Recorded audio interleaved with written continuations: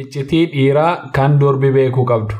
Akkuma beekamu yeroo baay'ee dhiiraaf dubartiin karaa baay'een walitti dhiyaatu. Karaa kanneen keessaa karaan jaalalaa walitti dhufeenya dhiiraa fi dubartiif baay'ee mijaa'aadha. Kanaafuu akkuma dhiirri dubartii jaallatu dubartiinis dhiira ni jaallatti. Haa ta'u malee dubartiinis waan dhiira tokko jaallattuuf iccitii mataa isaa qabdi. Akkasuma dhiirris dubartii takka jaalala dhugaa jaallachuudhaaf iccitii mataa isaa qaba. Kanarraa ka'uudhaan wanta yeroo dheeraa dura qoratamee beekame tokko anis isin biraan gahuudhaaf dirqame. Dubbiin amma dubbannu kun keessattuu jireenya yeroo ammaa kanaan walitti hidhata qaba. Yeroo ammaa kana jaalalli dhugaa hin jiru yookiin hir'atee jira yeroo jedhamu keessa jirra.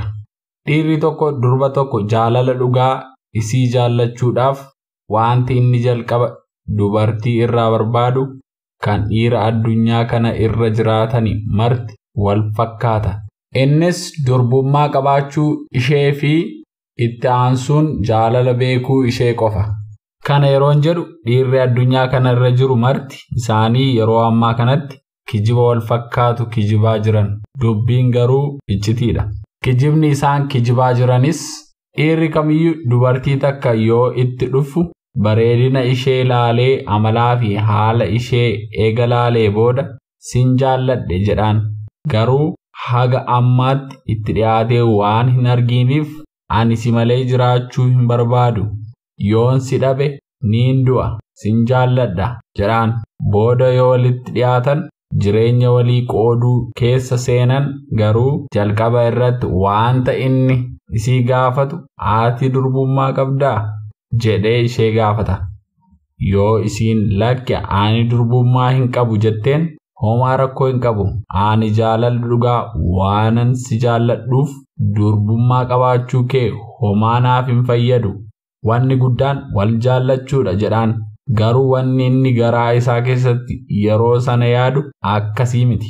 Yoo jalqaba jaalala xiqqoo wahii ishiidhaaf qabaates ishiin ani durbummaa hin qabu jennaan jaalalli onnee isaa keessa jiru yerooma sanaa kaasee jaalala sobaatti jijjiirama. Sana booda inni jaalala dhugaa isiif qabaatee osoo hin tahin faayidaa biraatiif isii wajjin jiraachuu fi fuudhuunis ni mala.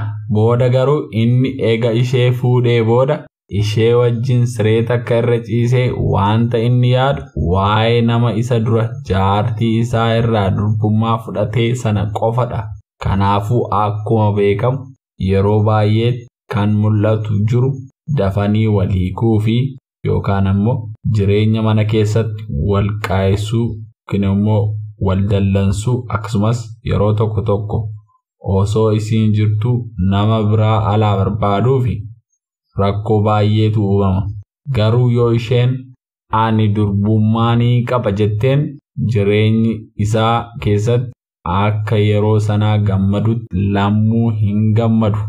Hanga durbummaa ishee sana argutti rafee hin bulu.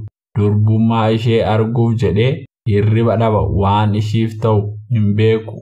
Osoo du'ellee guyyaa takka durbummaa ishee sana argee du'uu barbaada. Dhumarratti yoo carraan isaaf godhe durbummaa ishee sana arge nama akka isheetti addunyaa kana keessatti jaallatu hin qabu. Jireenyi inni ishee wajjin jiraatus haga humna isaatti jireenya gammachuu akka tahuuf yeroo hunda ni hawwaaf. Akka waanni hamaan ishee tuqu hin barbaadu.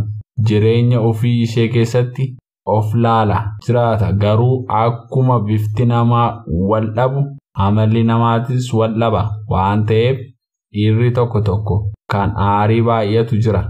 Garuu amala isaa waan ta'eef isheettis ni aara.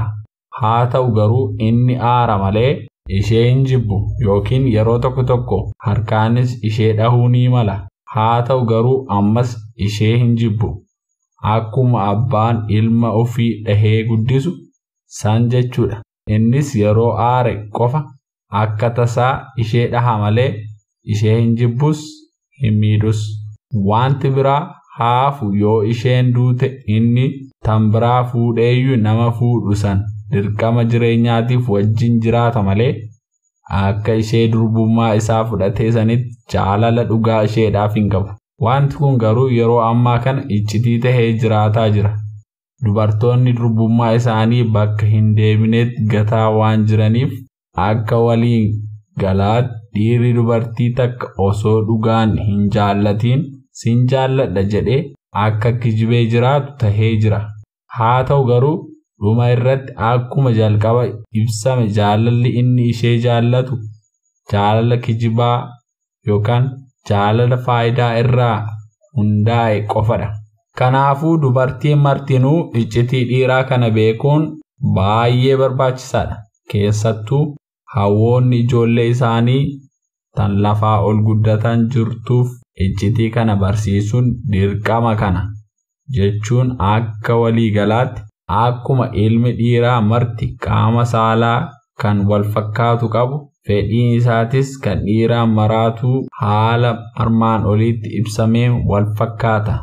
Ani namni odeeffannoo kana isiniif barreesse kun dhiirri odeeffannoo kana dubbise marti iccitii dhugaa kana yeroo dubbisu dhiirri martinuu jireenya mataa isaa mana isaa keessa jiraata jiru akka of argu parsantii 100 amana. Kanaafuu akkuma jalqaba isiniif ibse dubartiin martinuu iccitii kana beekuun jireenya gaarii jiraachuudhaaf waan isin fayyaduuf namoota hiriyoota keessaniif himuudhaan dubbii kana waliif dabarsaa. Please subscribe gochuun odeeffannoo kana waliif qoodaa. Hanga dhuma qophii keenyaatti waan nu waliin taataniif galatoomaa jechaa maatii keenya akka taataniif subscribe gochuun dagatiinaa. Guddaa galatoomaa.